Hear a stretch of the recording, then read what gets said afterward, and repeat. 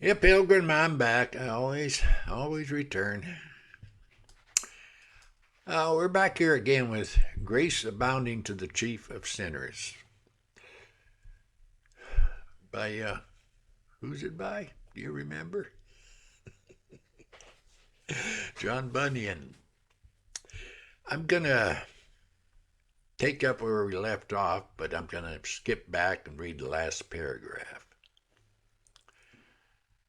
A while after, these terrible dreams did leave me, which also I soon forgot, for my pleasures did quickly cut off the remembrance of them as if they had never been. Wherefore, with more greediness, according to the strength of nature, I did let loose the reins to my lusts, and delighted in all transgression against the law of God, so that until I came to the state of marriage, I was a very ringleader of all the youth that kept me company, in all manner of vice and ungodliness.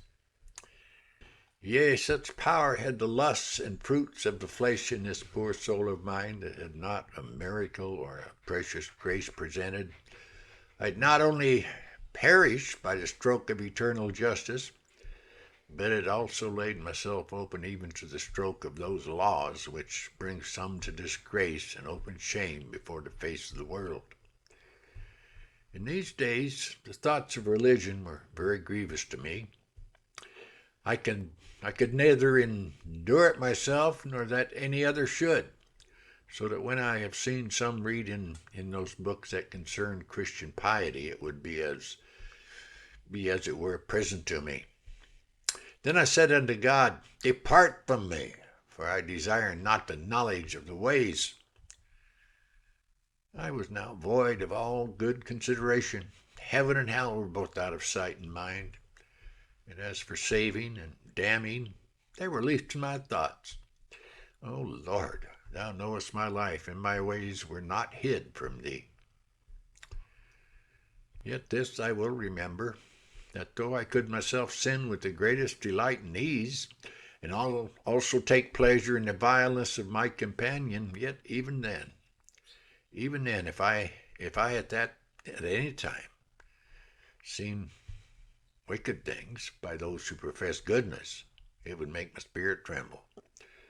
As once, above all the rest, when I was in my height of vanity, yet hearing one swear that was reckoned for a religious man, it so great a stroke upon my spirit that it made my heart to ache. But God, He did not utterly leave me, but followed me still, not now with convictions, but with judgments, yet such as were mixed with mercy. For once I fell into a creek of the sea, hardly escaped drowning. Another time I fell out of a boat in the Bedford River, but mercy yet preserved me alive.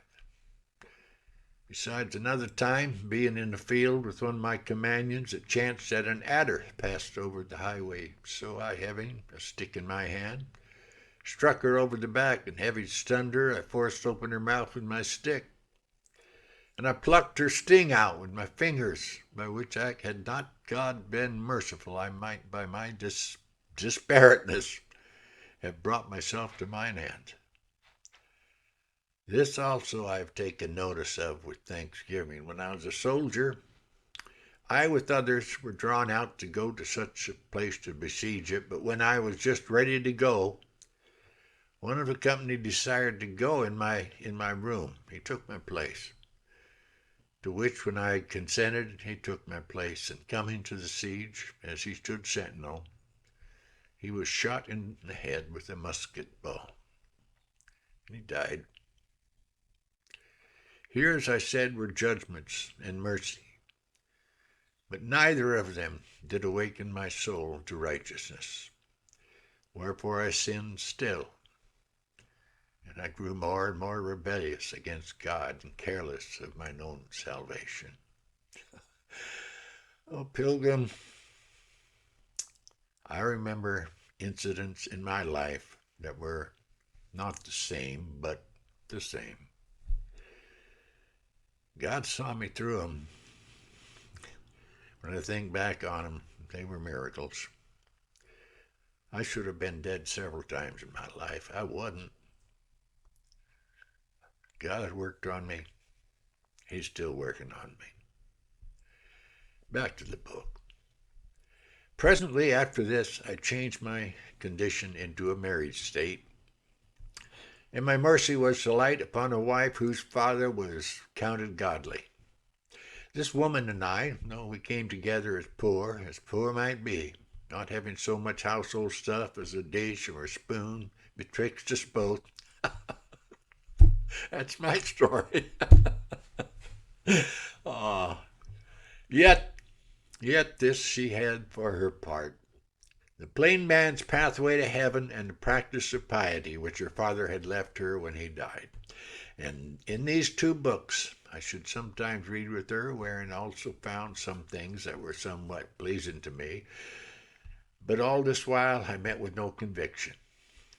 She also would be often telling of me what a godly man her father was, and how he would reprove and correct vice, both in his house and amongst his neighbors. What a strict and holy life he lived in his day, both in word and in deed.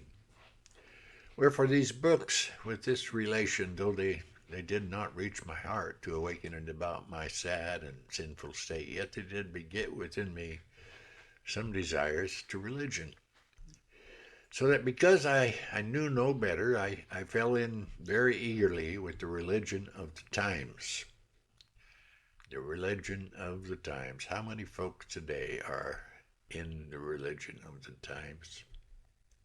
To wit, to go to church twice a day, and that too with the foremost, with the most important folks, yeah. And there should very devoutly both say and sing as others did, yet retaining my wicked life. But withal I was so overrun with a spirit of superstition that I adored, and that with great devotion, even all things, both the high place, priest, clerk, vestment, service, and what else belonging to the church, counting all things holy that were therein contained, and especially the priest and the clerk, most happy, and without doubt greatly blessed, because they were the servants, as I then thought of God, and were principal in the holy temple to do his work therein. This conceit grew so strong in little time upon my spirit that had but seen a priest, though never so sordid and debauched in his life, I should find my spirit fall under him, reverence him, and knit unto him. Yea, I thought for the love I did bear unto them, supposing they were the ministers of God, I could have lain down at their feet and have been trampled upon by them. Their name, their garb, and work did so intoxicate and bewitch me. After I had been thus for some considerable time, another thought came into my mind, and that was whether we were of the Israelites or no. For finding in the Scriptures that they were once a peculiar people of God, thought I, if I were one of this race, my soul must needs to be happy. Now again I found within me a great longing to be resolved about this question, but couldn't tell how I should. At last I asked my father of it, who told me, no, we were not. Wherefore then I fell in my spirit as the hopes of that, and so remained. But all this while I was not sensible of the danger and evil of sin. I was kept from considering that sin would damn me, what religion soever I followed, unless I was found in Christ. Nay, I never thought of him, nor whether there was one or no. Thus man, while blind, doth wander and blind, but wearieth himself with vanity, for he knoweth not the way to the city of God. Ecclesiastes 10:15. The toil of the fool wearies him, for he doesn't know the way to the city. I'm going to leave it there, and we'll come back to this. God bless, Pilgrim. Have a blessed, blessed day.